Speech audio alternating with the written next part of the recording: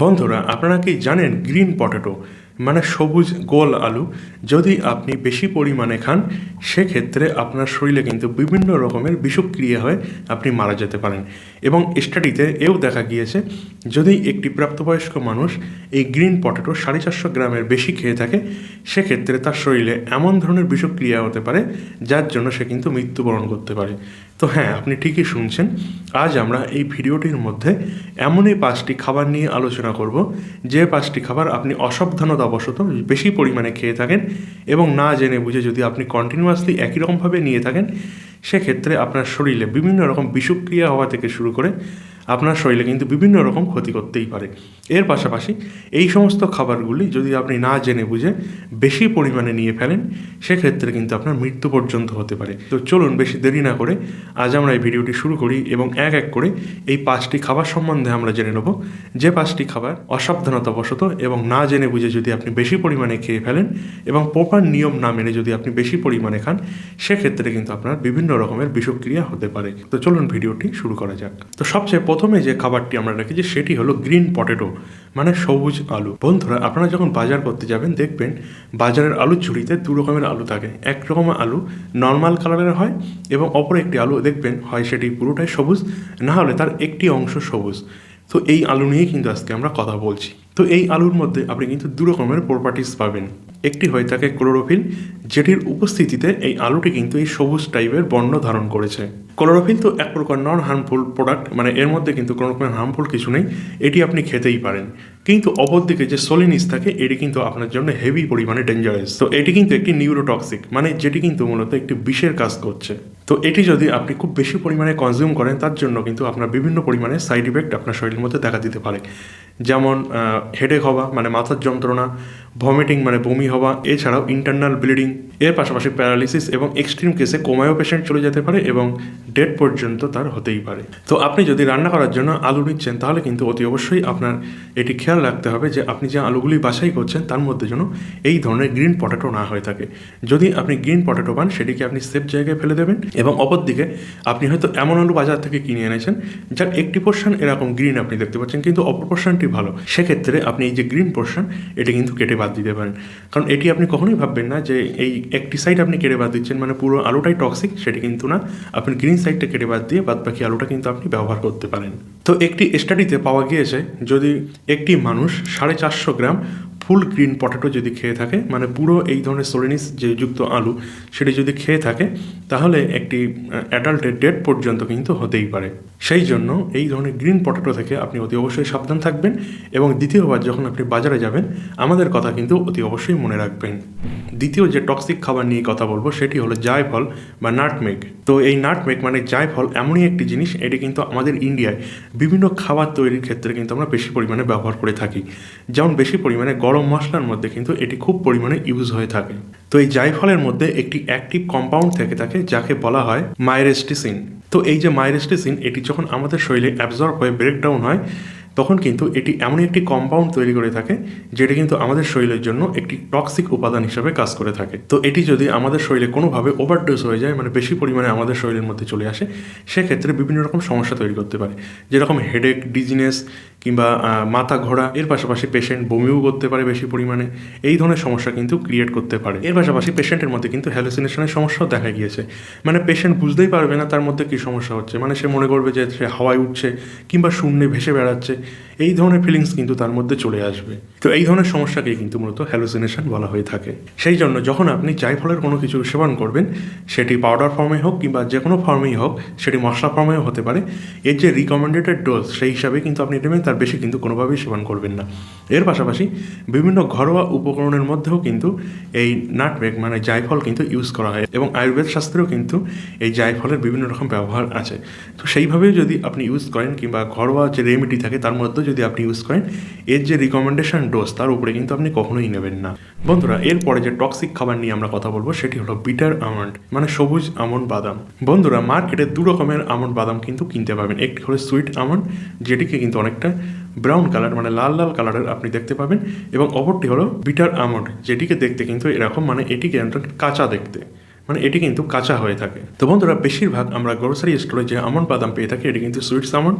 এর মধ্যে কিন্তু কোনো রকমের হার্মফুল কিছু নেই, এটা কিন্তু আপনি নিঃসন্দেহে সেফলি খেতেই পারেন।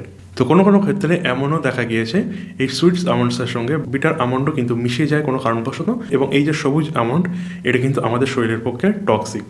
তো এই যে সবুজ আমন্ড এর মধ্যে একটি টক্সিক উপাদান পাওয়া যায় যেটিকে বলা হয় হাইড্রোজেন সাইনাইড, এবং আপনি অতি অবশ্যই শুনে থাকবেন এই যে সাইনাইড পয়জন এটি কিন্তু আমাদের পৃথিবীর মধ্যে সবচেয়ে খতরনাক পয়জন। এবং এই সাইনাইড যদি আপনার কোনোভাবে একটুখানি তার মানে ছোট একটি কোয়ান্টিটিতেও কিন্তু যদি আপনি খান সেক্ষেত্রে কিন্তু আপনার জন্য যথেষ্ট। তো এর জন্য একটি কেস স্টাডিও হয়েছিল, সেখানে দেখা গিয়েছে যদি আপনি এই সবুজ আমন্ড বাদাম 4 থেকে 5টি কোনো কোনো ক্ষেত্রে 10টিও যদি আপনি সেবন করে থাকেন সেক্ষেত্রে কিন্তু আপনার মধ্যে সিরিয়াস পয়জনিং হতেই পারে। এবং এর চেয়েও বেশি যদি আপনি 10টি 20টি কিংবা 30 থেকে 50টি বাদাম যদি আপনি একসাথে খেয়ে ফেলেন সেক্ষেত্রে কিন্তু আপনার মধ্যে সিরিয়াস টক্সিসিটি হয়ে থাকবে, যার জন্য কিন্তু আপনার ডেথ পর্যন্ত হতেই পারে। এর পাশাপাশি যদি আপনার ছোট মানে আপনার এজ যদি কম হয়, এর পাশাপাশি আপনি যদি পাতলা শরীর মানে রোগা পটকা হয়ে থাকেন সেক্ষেত্রে এই যে সবুজ আমন্ড বাদাম এটি কিন্তু আপনার জন্য কম মাত্রায় যদি আপনি খেতে থাকেন সেক্ষেত্রেও কিন্তু আপনার জন্য ডেঞ্জারাস হতে পারে। সেই জন্য যখনই আপনি এই সুইটস আমন্ড বাদাম বাজার থেকে কিনে আনবেন অতি অবশ্যই আপনার নজর থাকা উচিত খুব ভালো কোম্পানি এবং ভালো গ্রোসারি স্টোর থেকে কিনবেন, এবং এই সুইটস আমন্ডের মধ্যে কোনোভাবেই যেন এই কাঁচা আমন্ড বাদাম যেন মিশিয়ে না থাকে, মানে এই গ্রিন আমন্ড যেন না মিশে থাকে। যদি থেকে থাকে কোনো কারণবশত সেটি কিন্তু আপনি বাদ দিয়েই তারপরে খাবেন। চতুর্থ যে টক্সিক খাবার যেটি আপনার একদমই খাওয়া উচিত নয় সেটি হলো আন্ডারকুক রেড কিডনি বিনস, মানে এমনই রাজমা যেটি পুরোপুরি কুকড নয়। তো রাজমায়ের মধ্যে ল্যাকটিন থেকে থাকে। তো ল্যাকটিন অ্যাকর্ডিং টু FDA এটি কিন্তু একটি টক্সিক উপাদান যেটি আমাদের শরীরের মধ্যে বিভিন্ন রকমের টক্সিক বৈশিষ্ট্য তৈরি করতে পারে, যার মধ্যে খুবই কমনলি আমরা যেটি বেশি দেখতে পাই সেটি হলো অ্যাবডোমিনাল পেন কিংবা বদহজম কিংবা ভমিটিং মানে বমি, এবং এক্সট্রিম কেসে আমরা যেটি দেখতে পাই সেটি হলো ডেথ।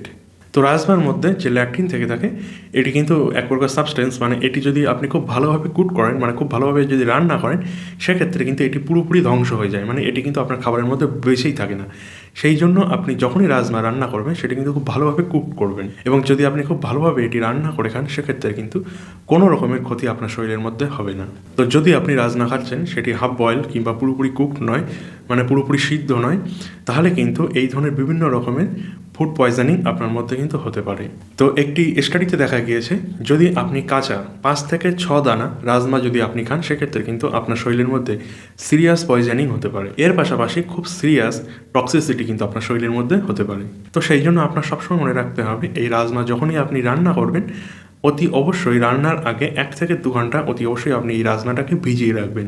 এরপরে যখন আপনি এটি রান্না করবেন সেটি কিন্তু খুব তেজ আছে, মানে খুব ভালোভাবে কিন্তু এটিকে আপনি রান্না করবেন যতক্ষণ এটি না গলে যাচ্ছে। কারণ যদি রান্নার সময় যদি একটু আধটু যদি কাঁচার বৈশিষ্ট্যের মধ্যে থাকে তাহলে এই যে ল্যাকটিন নামক যে টক্সিক উপাদান এটি কিন্তু তার মধ্যে অবশিষ্ট থাকবে, যেটি কিন্তু আপনার শরীরের মধ্যে গিয়ে বিভিন্ন রকম ফুড পয়জন হতেই পারে। এবং স্টাডিতে এও দেখা গিয়েছে যদি আপনি রাজমাকে ভালোভাবে না ভিজিয়ে রান্না করেন এবং হাফ বয়েল করে রান্না করেন মানে খুব ভালোভাবে আপনি পাকাননি, সেক্ষেত্রে দেখা গিয়েছে এই যে ল্যাকটিন নামক যে সাবস্টেন্স এর মধ্যে থাকে সেটির মাত্রা কিন্তু আরও অনেকটাই বেড়ে যায়। অনেক ক্ষেত্রে দেখা গিয়েছে 4 থেকে 5 গুণ পর্যন্ত কিন্তু এটি বেড়ে যায়।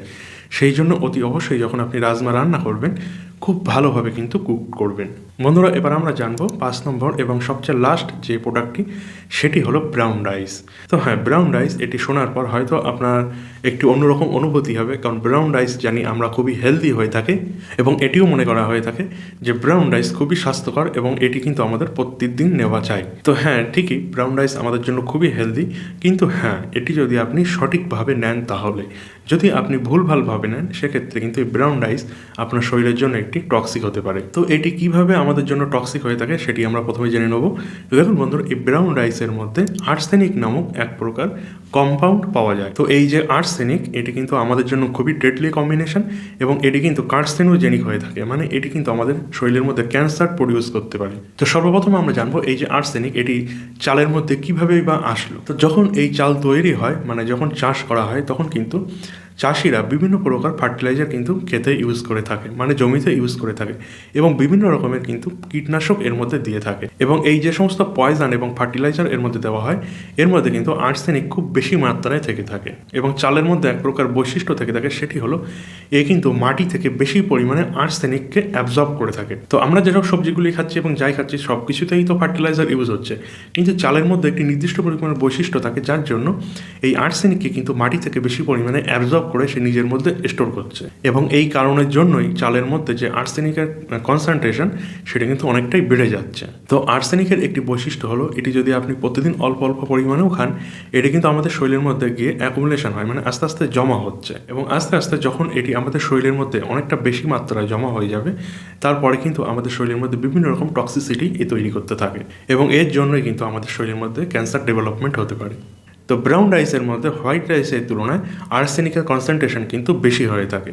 তো এই যে হোয়াইট রাইস, এটি যখন প্রসেসিং হয়, এর মধ্যে যে আর্সেনিকের যে কনসেন্ট্রেশন থাকে সেটা কিন্তু অনেকটাই কম হয়ে যায়। তো এবার হয়তো আপনাদের কোশ্চেন থাকতে পারে, এই যে আর্সেনিক, এটি আমরা চাল থেকে কীভাবে রিমুভ করব, মানে এটি কোন প্রসেসে রান্না করে খেলে আমাদের এটি অ্যাবজর্পশন আমাদের শরীরে কমসে কম হবে। তো এটি আপনি কি করবেন, তার জন্য প্রথম যে স্টেপটি আপনার নিতে হবে সেটি হলো, এই চাল যখন আপনি রান্না করছেন তার আগে এটিকে খুব ভালোভাবে আপনি ধোবেন। এমন জল দিয়ে ধোবেন যে জলটি কিন্তু আপনি সেবন করেন, মানে খুব পিওর সাফ ওয়াটার দিয়ে এটিকে কিন্তু ধুতে হবে। এবং এটিকে কিন্তু খুব সুন্দরভাবে ধুতে হবে, মানে আপনি কষলে কষলে কিন্তু ধোবেন, যেটিকে বাংলা ভাষায় বলা হয়। খুব ভালোভাবে সুন্দর করে যেভাবে পারেন আপনি অনেকক্ষণ ধরে 8-10 বার কিন্তু এটিকে ধুয়ে ধুয়ে ফেলে দেবেন। এর জন্য কি হবে, আর্সেনিক নামক যে উপাদানটা, এটি বারবার ধোয়ার ফলে সেটি কিন্তু এর মধ্যে থেকে ফ্লাশ আউট হয়ে যাবে। এবং আরেকটি কাজও করতে পারেন, সেটি এই চালটি যখন আপনি রান্না করবেন তার থেকে আধা ঘন্টা থেকে 1 ঘন্টা আপনি চালটি খুব সুন্দরভাবে ভিজিয়ে রাখতে পারেন। এবং যখনই আপনি সেই চালটি রান্না করবেন তার আগে এই যে চালটি আপনি ভিজিয়ে রেখেছিলেন যে জলে, সেটিকে কিন্তু আপনি ফেলে দিয়ে নতুন জল দিয়ে তারপরে আপনি রান্না করবেন। এর ফলে কি হবে, এই যে আর্সেনিক নামক যে উপাদান সেটি কিন্তু অনেকটাই আপনার চালের মধ্যে থেকে ফ্লাশ আউট হয়ে যাবে, যার জন্য এই উপাদানটা কিন্তু অনেকটা কমে যাবে। তো এইভাবে যদি আপনি খাবার তৈরি করার আগে এগুলিকে ইউজ করেন, মানে খুব সুন্দরভাবে ধুয়ে, তাহলে কিন্তু এই যে চালের মধ্যে যে আর্সেনিকের যে টক্সিসিটি সেটি কিন্তু অনেকটাই কমে যাবে।